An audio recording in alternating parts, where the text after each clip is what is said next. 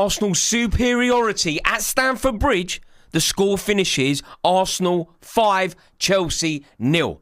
That is how bad it was. That is how drastic the difference in terms of quality between the two teams are. I cannot be bothered to try and sugarcoat that. I cannot be bothered to try and pretend that there is anything to be positive about. We were outfought. We were outplayed. We were outmuscled. We were outfought. And I am just gutted. Outscored at Stamford Bridge by Arsenal. And yet, somehow, we're meant to be positive. Somehow, I'm hearing commentators say this is actually a good result for Chelsea. I mean, on some level, you can pretend that it was a good level for Chelsea, a good result for Chelsea. On some level, you can pretend that we got what we wanted out of the game, considering how badly it could have gone. But ultimately, we were beaten at home by one of our biggest rivals. We were outplayed by one of our biggest rivals.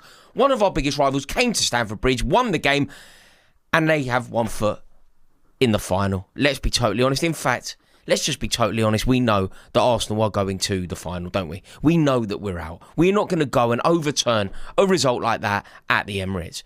Before the game was played, I said Arsenal were going to win home and away, and Arsenal are already winning away. They're already doing the hardest part. And the sad thing is, over the years, you would say that Chelsea Football Club are a team that are so resilient. We're a team that are capable of anything. And you would also say that Arsenal are a team capable of crumbling. And yet, going into this second leg, we know that that isn't the case.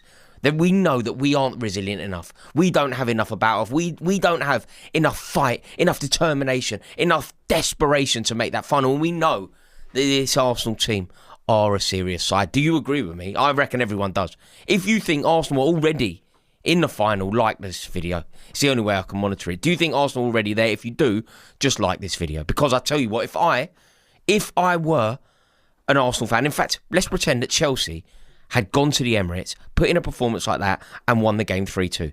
Do you know what this video would be? Do you know what I would be saying? I would be opening the video and I'd be going, that was a delectable medley of footballing splendour. At the end of the video, do you know what I'd be doing? I'd be singing Que Sera Sera. I'd be lighting up a Monte Cristo. I'd be having a drop of Glenn Morangi. And I would ultimately be over the moon. Arsenal fans should be dusting off their yellow ribbon. I don't know if that only happens. I know they're meant to do that in the merry month of May. But I don't know if that only happens if you're going to Wembley in May. But if you do it when you go to Wembley in February as well, you should get your yellow ribbons ready, because there is absolutely no doubt in my mind that Arsenal are going to the semi-final. And look, we can pretend, we can talk about that modicum of fight that Chelsea displayed and the 2 quick goals that we got back. We can talk about the fact that there is only 1 goal in it, and we can go to the Emirates and we can take the game to them. We can invoke the spirit of Didier Drogba and how we have risen from the ashes before and stolen victory from the jaws of defeat before. Or we can just be totally honest. And we can acknowledge that Arsenal were a serious football club, led by a serious manager with serious football players, and Chelsea, under this ownership, are a complete joke. We can be totally honest about that, can't we? You know, yeah, we did all right. We created a bit of fight, but ultimately it's the hope that kills you. And I think that we, on this YouTube channel, can be smart enough to look beyond the score. Arsenal came to Stamford Bridge and they educated us. And how we've ended up coming out of that game only a goal down, it's mental.